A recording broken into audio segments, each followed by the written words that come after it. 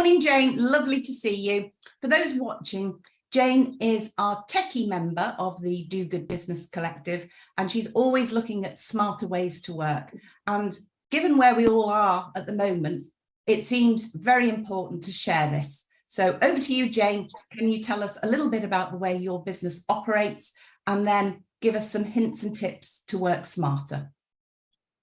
Thanks, Debbie. I'll clarify one thing. I'm not an IT company. I am interested very much in technology, and my business, Bluebird, is a completely digital and remote business. And with that comes a variety of skills, but also a large number of benefits, specifically in not having the same overheads that a traditional business would have. So the knowledge and the hints and tips I can give you to help you switch your business digitally should really help you in managing your overheads, and hopefully reduce some costs and improve your efficiency. That sounds great, Jayne, because we all need to work smarter, and we know that, and anything which cuts down cost, expense, and maximizes use of what you've already got in place has got to be a good thing.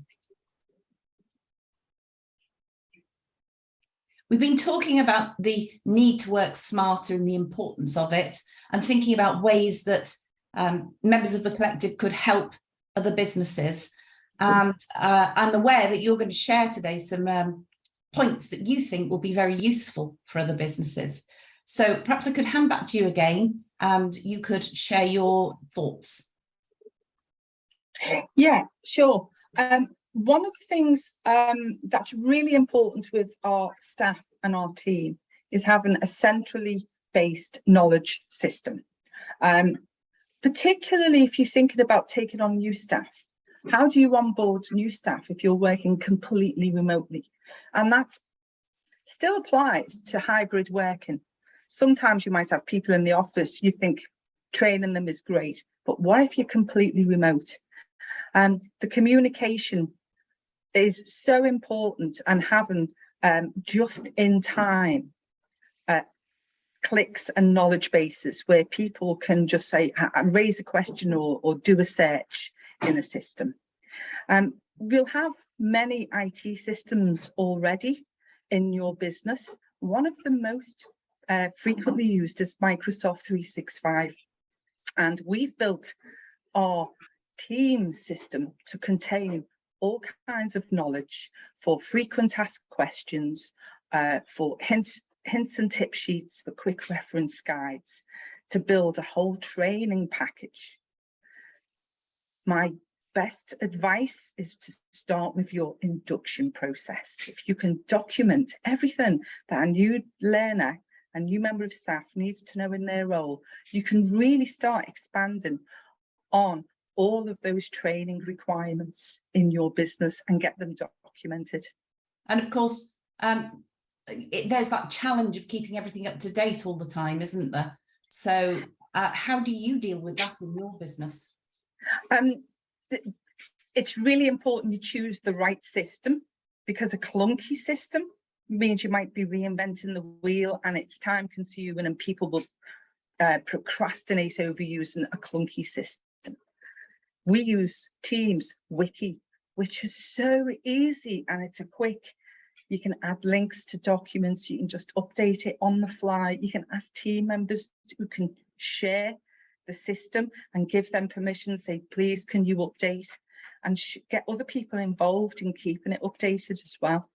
So what I'm hearing from what you're saying is that the first challenge is to make sure you're using a system that actually does what you want it to do, and that you can get the most out of it. So how did you actually arrive at that decision for your business? I love my Microsoft 365 productivity suite. It's more than Word, Excel, Outlook. It comes with all kinds of apps. And we use Teams as a platform for all of our staff to connect and to chat with and be connected with, which is so important for a whole remote workforce.